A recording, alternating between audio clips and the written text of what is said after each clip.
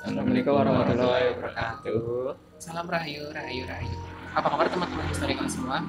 Siang ini kita lanjut jalan-jalan lagi nih di kota Perwira, yaitu Purbalingga. Nah, siang ini kita mengunjungi salah satu masjid yang termasuk tertua di Pulau Jawa, yang dibangun pada tahun 1300-an.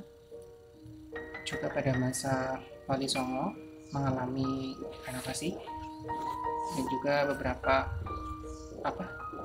renovasi, perbaikan yang terus berkesinambungan. Jadi diperbaiki lagi dan juga banyak nilai sejarah yang ada di masjid ini. Nah, kali ini saya nggak sendiri, selain sama Randy, saya juga sama Ilham. Silakan perkenalan dulu. Halo sahabat historical, nama saya Ilham Akbar Rizkian. Itu aja mungkin. Jadi sama Randy yang teman-teman udah kenal, yang setia nemenin saya jalan-jalan kemana-mana. Nah, siang ini kita di Masjid Raden Sayid Kuning, salah satu masjid tertua di Pulau Jawa. Dan ceritanya masjid ini lebih tua daripada lebih tua dari Masjid Demak, terus juga lebih tua dari Kabupaten Purbalingga sendiri. Sudah ada sebelum Kabupaten Purbalingga itu berdiri. Nah, ada yang spesial di masjid ini. Ini kita kan masih di serambi depan. Nah, kalau yang dalam itu, yang ada pintu-pintunya itu adalah ruang utama masjid yang pertama kali dibangun nih Han. Pertama kali dibangun, konon katanya dulu sebelum para wali songo bersepakat untuk membangun Masjid Demak, beliau-beliau kesini untuk melanjutkan renovasi atau pemugaran dari Masjid Raden Sayid Kuning sendiri. Dulu belum ada namanya, masih masjid biasa. Jadi beliau kesini untuk melakukan perbaikan, renovasi dan segala macam. Kita coba ulik dari tahun yang paling kita mundur ya, dari tahun 1300-an. Dari berbagai literatur yang kita dapat, tahun 1300 datang penyebar Islam dari tanah Persia, sekarang tanah Iran. Persia atau Iran sekarang. Itu ceritanya dua orang tersebut itu bernama Syekh Samsuddin dan juga Syekh Subakir. Nah, Syekh Samsuddin ini beliau menyebarkan ke arah barat, kemudian Syekh Subakir ke arah timur untuk merawat tanah Jawa. Syekh Samsuddin ini beliau ke sini mampir dan juga membangun masjid ini. Awal mula dibangun ceritanya itu mulai dari tiang-tiangnya dari batang pakis. Nah, dari batang pakis kemudian dibangun. Terus kalau mundur lagi, kalau Syekh Subakir itu kan beliau ditugasi untuk merawat tanah Jawa. Lokasinya di Gunung Tidar di Magelang. Lokasinya itu satu tiang, terus ada tulisannya huruf sa tapi dalam aksara Jawa. Nah, kalau beliau Syekh Samsuddin beliau mampir ke sini, dan juga ceritanya di sini juga ditanami tunggal juga di luar juga. Lokasinya di Tempuran Sungai, di area belakang sini ada sungai, ada Tempuran, mungkin lokasinya di situ. Ini sih belum terasa apa sih, mungkin karena siang, yang dirasakan juga hawanya juga masih biasa. Mungkin kalau malam agak sedikit berbeda. Nah, kembali ke pembahasan ini, Masjid Sayid Kuning sendiri punya 4 tiang yang dulu dibangun oleh 4 wali yang utama. Ada juga yang bilang 5, yaitu yang Sunan Ampel, Sunan Kudus, Sunan Bonang, Sunan Kalijogo. Nah, beliau ke sini kemudian melakukan pemugaran, renovasi lagi. Tapi belum selesai, beliau sudah ke Demak dulu, karena di sana juga ditugasi untuk membangun Masjid Demak.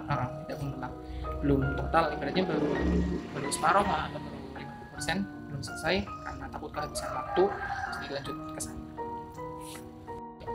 Nah, kan tadi udah kita mundur ya dari tahun 1300-an, beliau Syekh Samsuddin membangun masjid ini. Kemudian tahun 1500-an mulai direnovasi oleh anggota Wali Songo. Kemudian di tahun 1600 direnovasi lagi oleh beliau di Teguh Rumput atau Adipati Ujung. yang tadi kita lewat itu makamnya tuh. Dari sini sebetulnya dekat sih, cuma berapa ratus meter. Direnovasi lagi oleh beliau. Kemudian yang terakhir sampai sekarang direnovasi oleh Syarif Abdullah dari Cirebon, masih keluarga dari Cirebon juga. Kemudian sampai sekarang, direnovasi sampai sekarang, akhirnya jadi seperti ini. Berarti ada tahap itu di masa-masa lama ya, di tahun 1800-an, 1000 berapa, belum sekarang. Kalau sekarang kan udah enak, musiknya udah jadi seperti ini, seperti yang teman-teman lihat, udah jadi ada tempat pembelajaran juga, kemudian dipakai untuk umum juga. Tapi di sini ada beberapa peninggalan yang masih asli dari masa wali-wali Songo dulu.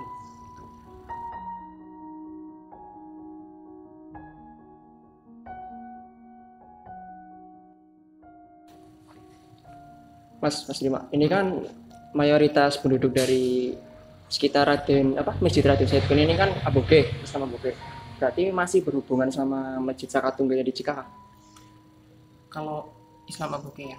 Nah, Syarif Abdullah atau Raden Said Kuning ini, beliau itu yang menyusun kalender Aboge. Jadi kan perjalanan kita kan udah kan ke Masjid Sakatunggal, terus ke Wonokeling, terus ke sini. Nah, 3 tempat itu yang sampai saat ini masih mempertahankan ajaran Islam Aboge itu sendiri.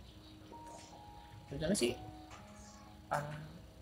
fine-fine aja, juga masyarakat sekitar tidak merasa terganggu atau apa dengan adanya ajaran Aboge tersebut, karena mereka masih lakukan tradisi keislaman dengan biasa sama seperti kita, cuma mereka kan beda di sistem penanggalan mungkin, kemudian hari-hari tertentu ataupun ritual adat yang dilakukan di hari-hari tertentu atau di bulan-bulan tertentu gitu. Tapi secara umum tidak dilarang sampai sekarang, masih harmonis dengan lingkungan sekitar. Mas mau tanya, ini di dalam Masjid Raden Said Kuning, di dalamnya apa aja Mas, yang bentuk bangunan dari dulunya atau benda-benda yang dari dulu? Nah, kalau ini udah masuk, aku sempat bilang kamu jangan megang benda sembarangan. Di dalam ada 4 tiang yang memang dari awal dibangun oleh 4 wali tadi yang aku ceritain tadi, dan itu ada paling atas ada tiang yang dari serpihan kayu, Yang di atas itu tadi. Yang di atas yang kayu terus digabung-gabung itu kan namanya soko tatal. Nah, soko tatal itu khas. Soko tatal itu adalah salah satu karya khas dari Sunan Kalijogo sendiri. Pokoknya khasnya di situ. Sama seperti di Masjid Agung Demak, itu kan juga ada tiang tatal dari serpihan kayu digabung, akhirnya jadi sebuah tiang. Namanya apa? Kalau setiap maknanya itu sebetulnya persatuan sih. Kalau kita bersatu dalam hal apapun, apalagi kebaikan, pasti hasilnya akan bagus dan juga maksimal.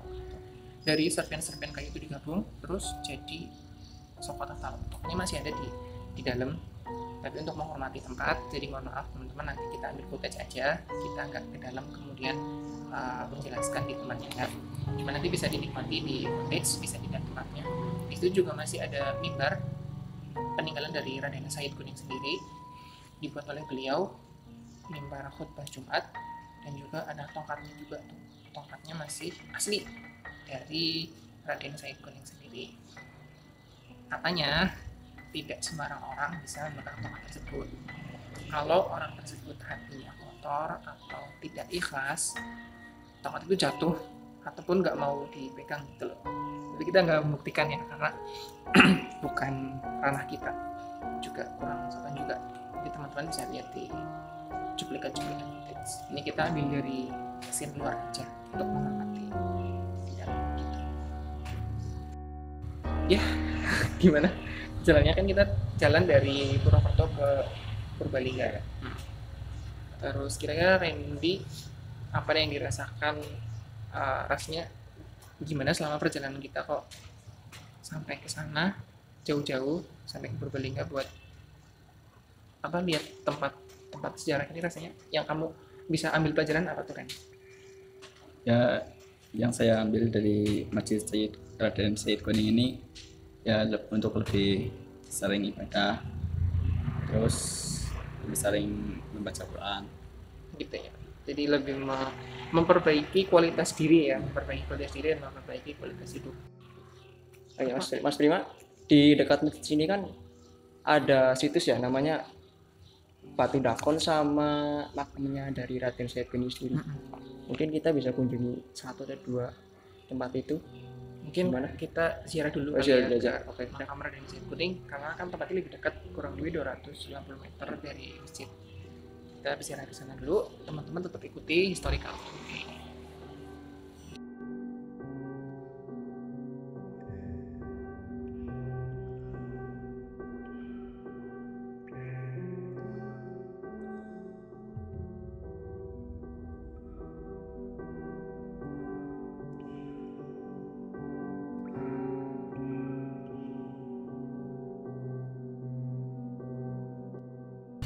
Oke, teman-teman historical, jadi ini perjalanan kita mau ziarah dulu ke makam Raden Syed Kuning.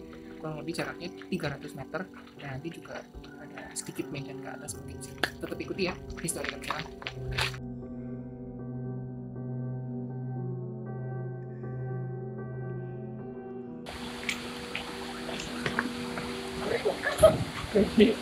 Jadi sebelum naik ada jalan jembatan dulu buat naik ke atas satu.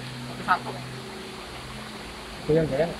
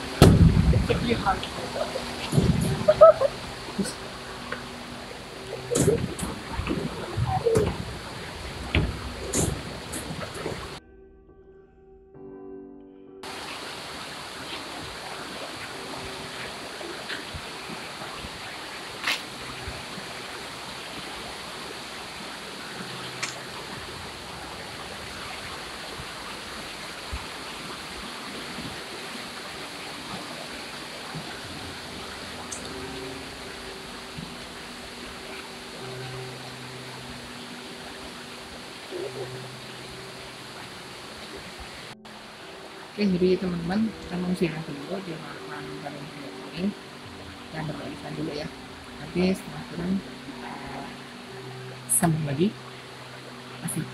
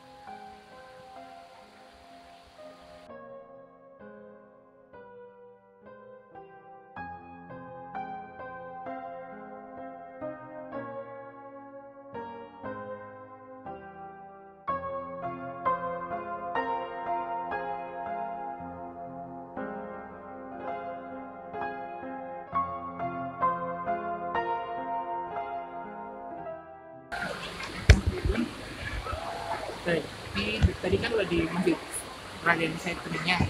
Ternyata di jalan sebelum makam beliau ada satu situs juga namanya Batu Dakon. Nah, Batu Dakon itu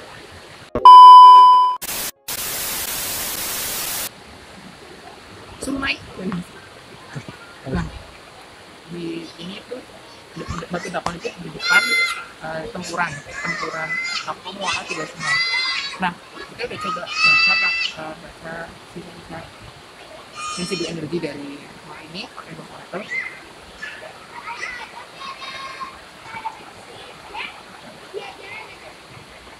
Dan yang keluar adalah 5 kartu. Yang pertama adalah Ghost Keeper.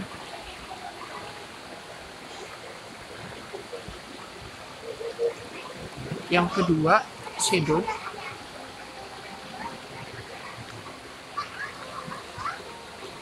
Yang muncul bebarengan tadi langsung loncat tiga-tiganya itu ini. Rose, Rapid, and dan Ops. 3. Seperti yang dijelaskan di Masjid Raden Said Kuning bahwa di belakangnya ada situs cagar budaya jadi Batu Dakon sendiri. Bisa dilihat.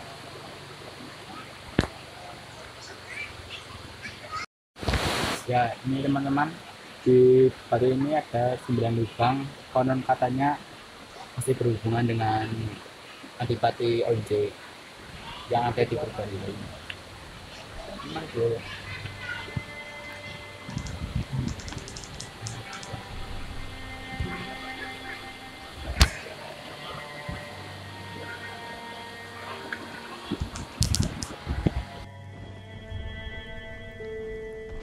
Beberapa situs yang kami kunjungi selama perjalanan kami di Desa Onje. Seperti yang teman-teman lihat, ada batu yang memiliki lubang-lubang di atasnya. Biasa disebut dengan Batu Dakon. Batu Dakon ini terletak di depan Kedung Pertelu atau muara dari 3 anak sungai. Konon, di muara tersebut adalah tempat mandi dari seorang putri yang bernama Putri Kajoran. Putri tersebut mempunyai kebiasaan, yaitu menyikat giginya dengan menggunakan serbuk batu, yang diperoleh dengan cara memukul-mukul batu hingga berlubang.